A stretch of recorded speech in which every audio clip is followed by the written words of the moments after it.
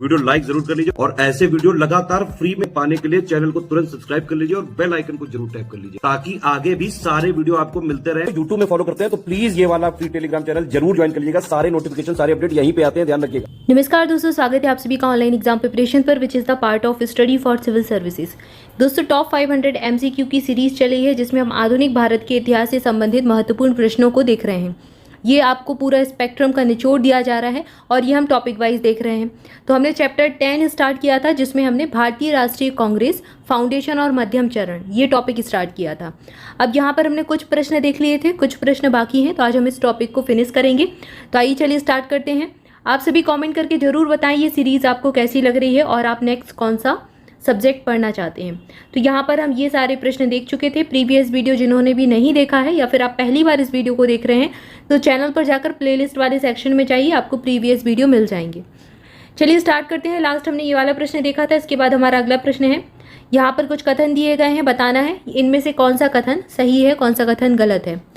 दो कथन दिए गए हैं। पहला कथन है, चेतना और राष्ट्रीय भावना को जगाने के लिए एक मजबूत सार्वजनिक राय बनाएं और फिर आम राजनीतिक सवालों पर लोगों को शिक्षित और एकजुट करें। अब ये INC के बारे में बात हो रही है, यानी कि इंडियन नेशनल कांग्रेस, भारतीय राष्ट्रीय कांग्रेस। तो क्या कांग्रेस के ऐसे विचार थे, ऐसा बताना है। आइए अगला कथन देखते हैं। दूसरा कथन दिया गया है, ब्रिटिश सरकार और ब्रिटिश जनता की राय को भारत में सुधारों के रूप में लागू करना। उपरोक्त में से कौन INC यानी कि इंडियन नेशनल कांग्रेस में नरम पंथियों का योगदान था।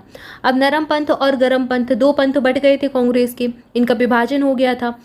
तो यहाँ पर बताना है कि नरम पंथियों का योगदान कौन सा था, उनके विचार क्या थे, सही कथन कौन सा है, कुल मिलाकर ये बताना है। तो यहाँ पर सही उत्तर है ऑप्शन ए वाला, यानी कि पहला कथन ही सही दिया गया है। चेतना और राष्ट्रीय भावना को जगाने के लिए एक मजबूत सार्वजनिक राय बनाएं, फिर आम राजनीतिक सवालों पर लोगों को शिक्षित और एकजुट करें। इनका मानना था कि आराम से जो है चीज़ें हैं, अधिकार जो है अपने लिए जा सकते हैं, बात कर कर लोगों को शिक्षित करके बता के अपने अधिकारों को लिया जा सकता है। इनका मानना था कि जो अंग्रेज हैं वो भारत पर शासन तो कर रहे हैं लेकिन वो भारत का भला चाहते हैं, वो भारत को शिक्षित करना चाहते हैं, भारत का आधुनिकीकरण करना चाहते हैं। तो ये अच्छाई देख रहे थे उनकी और कहते थे कि अगर भारत की समस्याओं के बारे में, आम जनता की समस्याओं के बारे में उनको बताया जाएगा, उनसे बातचीत की जाएगी तो वो उनको दूर करने का प्रयास करेंगे। वहीं गरमपंथी मानते थे कि अपने अधिकार ऐसे नहीं लिए जा सकते, उसके लिए उग्र होना पड़ेगा, अहिंसा का सहारा लेना पड़ेगा। तो ये इन दोनों में थोड़ा सा अंतर था। और दूसरा कथन दिया गया है, ब्रिटिश सरकार और ब्रिटिश जनता की राय को भारत में सुधारों के रूप में लागू करना। तो ये इनका नहीं था, पहला वाला सही दिया गया है। आइए स्पष्टीकरण देखते हैं। नरमपंथियों का मानना था कि ब्रिटिश मूल रूप से सिर्फ भारतीयों के लिए कार्य करना चाहते थे लेकिन वास्तविक स्थितियों से अवगत नहीं थे। इसलिए अगर देश में जनता की राय बनाई जा सकती है और जनता की मांगों को, प्रस्तावों को, याचिकाओं को बैठकों आदि के माध्यम से सरकार को प्रस्तुत किया जा सकता है तो अधिकारी इन मांगों को धीरे धीरे स्वीकार करेंगे। अधिकारी माना उनके जो समय शासन कर रहे थे, जो गवर्नर होते थे, जो वायसराय होते थे, तो वो इन मांगों को जरूर स्वीकार करेंगे और इनको काम भी करेंगे इन पर। इन उद्देश्यों को प्राप्त करने के लिए उन्होंने दो तरफा कार्यप्रणाली पर काम किया, एक सचेत चेतना और राष्ट्रीय भावना के लिए मजबूत सार्वजनिक राय बनाना। उन्होंने कहा कि एकजुट होना पड़ेगा, लोग सार्वजनिक राय बनाएं, एक ही मत पर रहें। फिर आम राजनीतिक सवालों पर लोगों को शिक्षित करना, लोगों को बताना कि उनके क्या अधिकार हैं, लोगों को शिक्षित करना, एकजुट करना। और दूसरा इनका क्या था, ब्रिटिश सरकार और ब्रिटिश जनता की राय को राष्ट्रवादियों द्वारा रखी गई तर्ज पर भारत में सुधार लाने के लिए राजी करना। उन्होंने प्रार्थना और याचिका की पद्धति का उपयोग किया और यदि वह विफल रहा तो उन्होंने संवैधानिक आंदोलन का सहारा लिया। इन्होंने कहा हम अपना एक संविधान बनाएंगे, संवैधानिक आंदोलन किया। इन्होंने कहा कि हम कुछ नियम बनाएंगे और सरकार से करेंगे, रिक्वेस्ट करेंगे कि उनको लागू करें, जो भारत की जनता के लिए, भलाई के लिए रहे। तो ऐसा इनका मानना था। तो यहाँ से आपको स्पष्ट हो चुका होगा कि जो नरमपंथी थे उनकी क्या राय थी, वो क्या मानते थे, उनका क्या विचार था, उनका क्या मत था। अब यहाँ से ऐसे कैसा भी प्रश्न बन जाए तो आपसे बन जाएगा, ठीक है ना। एग्जाम में कोई भी प्रश्न आ जाए इनसे संबंधित तो आपसे बन जाना चाहिए। दूसरा कथन गलत दिया गया है, क्लियर है। आगे बढ़ते हैं, अगला प्रश्न देखते हैं। अगला प्रश्न दिया गया है, भारतीय राष्ट्रीय कांग्रेस के मध्यम चरण के संबंध में निम्नलिखित कथनों पर विचार कीजिए। पहला कथन दिया गया है, उदारवादी समुदाय ने औपनिवेशिक शासन को यथासंभव राष्ट्रीय शासन के करीब लाने का प्रयास किया। दूसरा कथन दिया गया है, उदारवादी समुदाय का मानना था कि ब्रिटेन के साथ राजनीतिक संबंध भारत के हित में थे। तो ये उदारवादियों के बारे में बताया गया है। अब यहाँ पर उपरोक्त में से कौन सा कथन सही है ये हमें चुनना है। मतलब कि पहला सही है और इसका स्पष्टीकरण दे रहा है, दूसरा सही है, या फिर पहला गलत है दूसरा सही है। तो इस प्रकार को आपको इस प्रकार से ऑप्शन दे दिए जाते हैं। अब यहाँ पर दोनों ही कथन सही है और ये इसका स्पष्टीकरण भी कर रहा है। तो पहला आपका सही हो जाएगा उत्तर, ऑप्शन ए सही उत्तर हम यहाँ पर चुन लेंगे। आइए इसका स्पष्टीकरण देखते हैं, ऑप्शन ए सही उत्तर हो जाएगा। स्पष्टीकरण में दिया गया है, उदारवादी नेताओं का मानना था कि ब्रिटेन के साथ राजनीतिक संबंध इतिहास के उस चरण में भारत के हित में है और ब्रिटिश शासन को सीधी चुनौती देने के लिए समय नहीं था।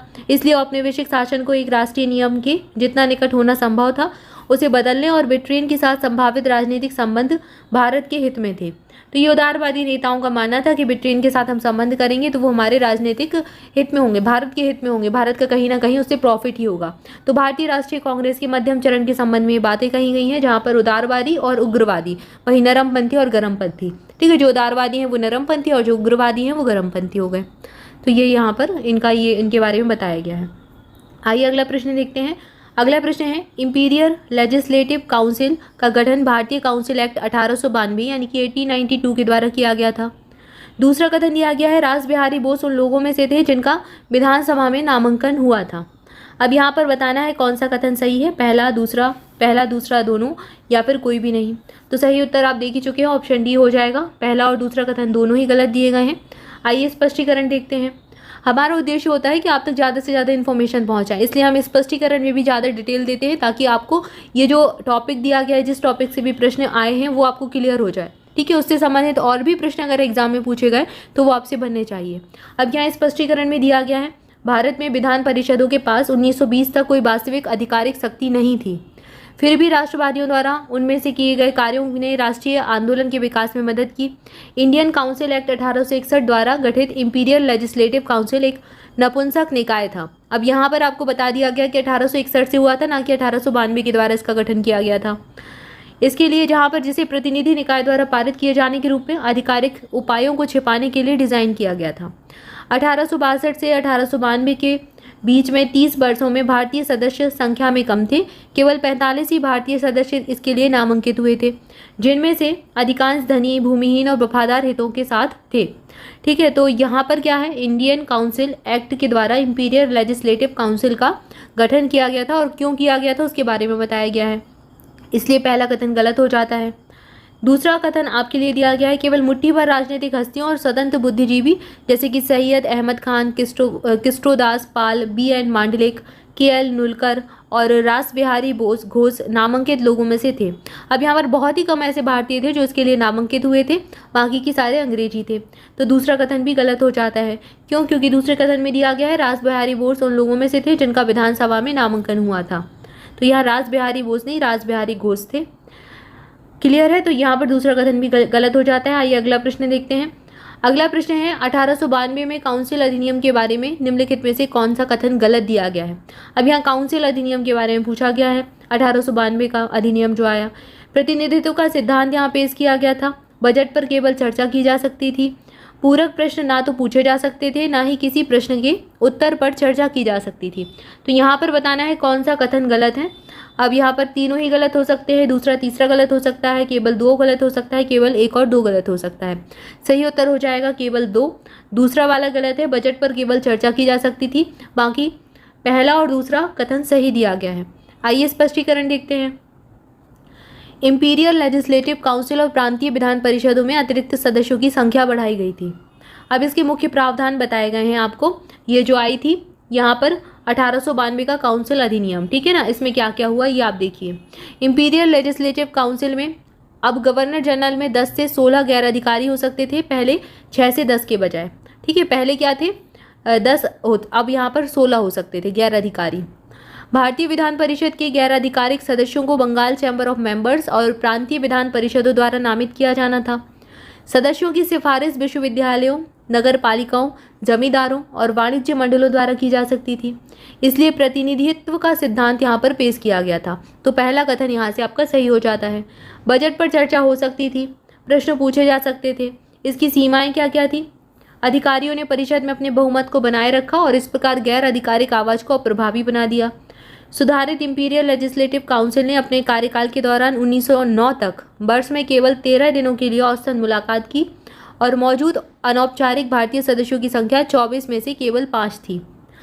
बजट पर ना तो वोट दिया जा सकता था, ना ही इसके लिए कोई संशोधन किया जा सकता था, इसलिए दूसरा कथन गलत है।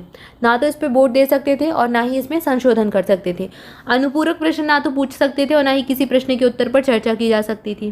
तो यहाँ पर दूसरे कथन में क्या दिया गया है, बजट पर केवल चर्चा की जा सकती थी, तो ऐसा नहीं है, बजट पर चर्चा हो सकती थी। अब यहाँ केवल शब्द ने गड़बड़ कर दिया, केवल बस आ गया, तो यहाँ पर ये गलत हो गया। ठीक है, तो दूसरा कथन गलत हो जाएगा। ना तो इस पर वोट दे सकते थे और ना ही इसके कोई संशोधन किया जा सकता था, इसलिए दूसरा कथन यहाँ पर गलत हो जाता है। पहला और तीसरा कथन आपका सही दिया गया है। अब इस प्रश्न में यहाँ पर गलत दिया गया है और यहाँ नीचे सही, तो इसमें कंफ्यूज नहीं होना है, प्रश्न को ध्यान से पढ़ना है। ठीक है ना, अगर ये अपने प्रश्न को ध्यान से नहीं पढ़ा तो सारा कुछ गड़बड़ कर देंगे। अब यहाँ गलत कथन पूछा गया है, इसलिए हमने गलत चुना है, जो गलत है। ठीक है ना, और यहाँ पर पूछा है उपरोक्त में से कौन सा सही है, मतलब कौन सा कथन गलत है, ये हमको बताना है। इस चीज़ को थोड़ा सा ध्यान दीजिए। आइए अगला प्रश्न देखते हैं। अगला प्रश्न है 1892 के काउंसिल अधिनियम के बारे में निम्नलिखित में से कौन सा सही है। 1892 के परिषदों के सुधारों का कांग्रेस ने अधिवेशनों में स्वागत किया। राष्ट्रवादियों ने कनाडा और ऑस्ट्रेलिया के स्वशासित उपनिवेशों की तर्ज पर स्वशासन की मांग की। तो यहाँ पर बताना है कि कौन सा कथन सही है। तो यहाँ पर दूसरा कथन सही दिया गया है, पहला कथन गलत दिया गया है। ऑप्शन बी सही उत्तर हो जाएगा। आइए स्पष्टीकरण देखते हैं। शुरुआती राष्ट्रवादियों ने एक लोकतांत्रिक स्व सरकार के दीर्घकालिक उद्देश्य के साथ काम किया। संवैधानिक सुधारों के लिए उनकी मांगों को 1892 में भारतीय परिषद अधिनियम के रूप में स्वीकार किया गया। तो यहाँ पर 1892 का भारतीय परिषद अधिनियम आता है। कांग्रेस के सत्रों में इन सुधारों की कड़ी आलोचना की गई थी। कांग्रेस के भी अपने सत्र लगते थे, इनकी भी बैठकें होती थी, अधिवेशन होते थे। तो यहाँ पर इन्होंने क्या किया, इन्होंने इनके जो सुधार है उनकी आलोचना की, जहाँ राष्ट्रवादियों ने उनके साथ असंतोष का कोई रहस्य नहीं बनाया। अब उन्होंने निर्वाचित भारतीयों के बहुमत की मांग की और उन्होंने कहा कि जो निर्वाचित भारतीय हैं उनका बहुमत हो, मतलब उनकी संख्या ज़्यादा होनी चाहिए। और उन्होंने मांग की कि बजट पर नियंत्रण यानी कि वोट देने का अधिकार भी होना चाहिए, बजट में संशोधन करने की शक्ति भी होनी चाहिए। उन्होंने नारा दिया, प्रतिनिधित्व के बिना कोई कराधान नहीं। ठीक है, तो कोई भी कर नहीं देगा, प्रतिनिधित्व नहीं होगा तो कोई कराधान नहीं होगा, इसलिए पहला कथन गलत हो जाता है।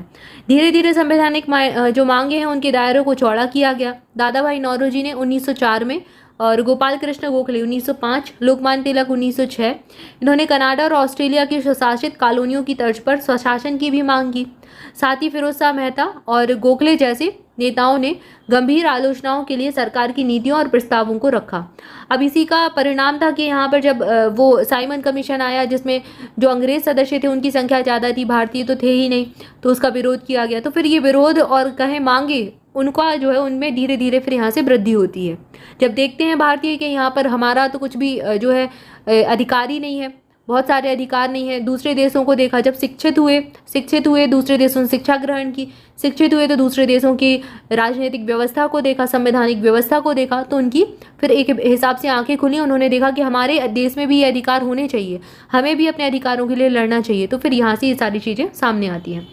अगला प्रश्न देखते हैं। अगला प्रश्न है, निम्नलिखित में से कौन सी मांगे भारतीय राष्ट्रीय कांग्रेस के नरमपंथियों द्वारा आगे रखी गई थी। सरकारी सेवा का भारतीयकरण, एक आक्रामक विदेश नीति का समर्थन जिसके परिणाम स्वरूप बर्मा का विनाश हो गया, अन्य ब्रिटिश उपनिवेशों में विदेशों में भारतीय श्रम के लिए बेहतर उपचार की मांग। तो इनमें से कौन सा जो है विकल्प सही है ये हमें बताना है। यहाँ पर आपको 3 आपको कथन दिए गए हैं, ये आपको विकल्प दिए गए हैं, हमें सही का चुनना है। सही कौन सा दिया गया है, तो सरकारी सेवा का भारतीयकरण किया गया, एक आक्रामक विदेश नीति का समर्थन जिसके परिणाम स्वरूप बर्मा का विनाश हुआ, तो ऐसा तो बिल्कुल भी नहीं था। भारतीय राष्ट्रीय कांग्रेस के ये नरमपंथियों की बात हो रही है, तो वो तो किसी का विनाश करने की नहीं सोचेंगे। अन्य ब्रिटिश उपनिवेशों के में विदेशों में भारतीय श्रम के लिए बेहतर उपचार की मांग, तो ये भी सही था। तो यहाँ पर आपका पहला और तीसरा सही हो जाता है, दूसरा कथन गलत दिया गया है। आइए स्पष्टीकरण देखते हैं। सरकारी सेवा का भारतीयकरण उन आर्थिक आधारों पर जो ब्रिटिश सिविल सेवकों को बहुत अधिक मात्रा में मिले, जबकि भारतीयों को शामिल करने से अधिक आर्थिक लाभ होगा, तो यहाँ पर ये इसकी मांग की गई। कार्यकारी कार्यों से न्यायिक को अलग करने का आह्वान किया गया, एक दमनकारी और अत्याचारी नौकरशाही की आलोचना की गई और एक महंगी और समय लेने वाली न्यायिक प्रणाली की भी। एक आक्रामक विदेश नीति की आलोचना की गई जिसके परिणाम स्वरूप बर्मा का विनाश हुआ, अफगानिस्तान पर हमला हुआ और अब उत्तर पश्चिम में आदिवासियों का दमन हुआ। सभी भारतीय खजाने के लिए भारी खर्च हुए। तो यहाँ पर दूसरा कथन असत्य हो जाता है। मतलब दूसरा कथन इसलिए गलत हो जाता है क्योंकि आक्रामक विदेश नीति की आलोचना की गई थी और इसके परिणाम स्वरूप जो है बर्मा का विनाश हो जाता है। तो यहाँ पर आलोचना की गई थी, ना कि समर्थन किया गया था। तो यहाँ पर इस चीज़ को थोड़ा सा ध्यान दीजिए। अगला दिया गया है कल्याण पर व्यय में वृद्धि, यानी स्वास्थ्य, स्वच्छता, इन सारी चीज़ों की बात की गई। शिक्षा, विशेष रूप से प्राथमिक शिक्षा और तकनीकी सिंचाई कार्यों, कृषि, किसानों के लिए कृषि बैंकों में सुधार आदि का आह्वान किया गया। लोगों ने जाना कि वहाँ पर मतलब जो शिक्षा है उस पर भी ध्यान दिया जाना चाहिए। भारत के लोगों का अधिकार है शिक्षा का। तो यहीं से ये बात होना शुरू हो गई थी। अन्य ब्रिटिश उपनिवेशों में विदेशों में भारतीय श्रम के लिए बेहतर इलाज की मांग की गई और जहां उन्हें दमन और नस्लीय भेदभाव का सामना करना पड़ा। तो ये सारी चीज़ें नरमपंथियों के बारे में दी गई हैं। यहाँ पर प्रश्न में ही दिया गया है कि भारतीय राष्ट्रीय कांग्रेस के नरमपंथियों द्वारा कौन सी मांगे रखी गई थी। तो ये सारी मांगे रखी गई थी। इनको थोड़ा ध्यान देकर पढ़ लें ताकि कुछ और भी प्रश्न आए तो वो आपसे बन जाए। अगला प्रश्न देखते हैं। अगला प्रश्न यहाँ पर कुछ आपको दिए गए हैं ऑप्शन जिनमें आपको मिलान करना है। जैसे INC, इंडियन नेशनल कांग्रेस, भारतीय राष्ट्रीय कांग्रेस के संस्थापक का सिद्धांत किसने दिया था, सुरक्षा वाल्व सिद्धांत किसने दिया था, षड्यंत्र सिद्धांत किसने दिया था और लाइटनिंग कंडक्टर थ्योरी किसकी थी। अब यहाँ पर मेल कौन सा सही है ये बताना है। यहाँ पर 4 ऑप्शन आपको इस प्रकार से दिए गए हैं। सही मेल कौन सा दिया गया है ये बताना है। तो INC के संस्थापक का सिद्धांत प्रमुख विश्वासी इनके द्वारा दिया गया था। सुरक्षा वाल्व सिद्धांत GK गोखले ने दिया था। षड्यंत्र सिद्धांत RP दत्त ने दिया था और lightning conductor theory Lala Lajpat Rai. तो ये इनका किसी का नहीं था। यहाँ पर दूसरा वाला कथन यानी कि ऑप्शन C आपका सही हो जाएगा। तो सुरक्षा वाल्व सिद्धांत इनका था, बाकी ये तीनों गलत दिए गए हैं। आइए स्पष्टीकरण देखते हैं। INC का प्रमुख सिद्धांत और प्रमुख विश्वासी, तो जो ये सुरक्षा वाल्व थ्योरी है ये लाला लाजपत राय की थी। इस चीज़ को याद रखें, बहुत इंपॉर्टेंट है, ये एग्जाम में पूछी गई है। षड्यंत्र सिद्धांत RP दत्त ने दिया था और lightning conductor theory GK Gokhale की थी। ठीक है, तो ये आपके क्या है, इंडियन नेशनल कांग्रेस के स्थापना से संबंधित कुछ सिद्धांत हैं।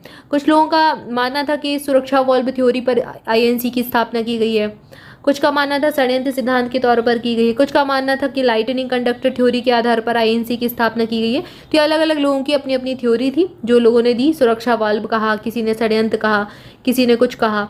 तो ये INC यानी कि भारतीय राष्ट्रीय कांग्रेस की स्थापना के सिद्धांत है, स्थापना से संबंधित लोगों के विचार हैं। ठीक है, और ये प्रमुख विश्वासी हैं। यहाँ पर ये चीज़ हटा दें और ये आपका प्रश्न बन जाता है। इन तीनों को अच्छे से याद कर लें। यहाँ पर ज़्यादा अच्छे से आपको दिया गया है क्योंकि यहाँ पर आपको सही चीज़ें मिलान करके दी गई हैं। तो इसको अच्छे से रट लेना है कि सुरक्षा वाल्व थ्योरी किसकी है, षड्यंत्र सिद्धांत किसका है, लाइटनिंग कंडक्टर थ्योरी किसकी है। ये एग्जाम में बार बार प्रश्न पूछे गए हैं और आगे भी पूछे जा सकते हैं। क्लियर है। तो यहाँ पर हमने अध्याय 10 कंप्लीट किया, चैप्टर 10 हमारा कंप्लीट हो चुका है। नेक्स्ट हमारा टॉपिक जो है वो है मिलिटेंट नेशनलिज्म का युग, जहाँ पर हम 1905 से 1909 के घटनाक्रमों के बारे में पढ़ेंगे, जहाँ पर आपको कुछ अधिनियम भी देखने को मिलेंगे, सूरत की फूट भी देखने को मिलेगी। तो ये सारी चीज़ों को हम देखने वाले हैं आगे के वीडियोस में। तब तक के लिए आपसे भी चैनल के साथ जुड़े रहें। वीडियो को लाइक जरूर कर देना और कमेंट करके बताना आपको वीडियो कैसा लगा। इसके अलावा स्टडी फॉर सिविल सर्विसेज की किसी भी पेड ग्रुप से अगर आप जुड़ना चाहते हैं किसी भी एग्जाम के लिए तो डिस्क्रिप्शन को फॉलो कीजिए। कॉन्टैक्ट नंबर आपको दिए गए, उन पर कॉल करके आप इन्फॉर्मेशन ले सकते हैं। मोर अपडेट के लिए आप टेलीग्राम ग्रुप ज्वाइन कर सकते हैं, लिंक आपको डिस्क्रिप्शन में मिल जाएगी। इसके अलावा स्टडी फॉर सिविल सर्विसेज की फ्री प्रैक्टिस क्विज वाले चैनल को SCS क्विज नाम से आपको टेलीग्राम चैनल मिल जाएगा, उसके जरूर ज्वाइन कर लें। यहाँ पर आप फ्री प्रैक्टिस क्विज लगा सकते हैं किसी भी एग्जाम के लिए। तो यहाँ पर आपको GK GS के और साथ ही साथ करंट अफेयर के क्विज मिल जाएंगे लगाने को। तो जाकर प्रैक्टिस कीजिए, खूब सारे क्विज लगाइए और एग्जाम के लिए परफेक्ट बनिए। थैंक यू फॉर वॉचिंग इस वीडियो। मिलेगी नेक्स्ट वीडियो में। Thank you so much.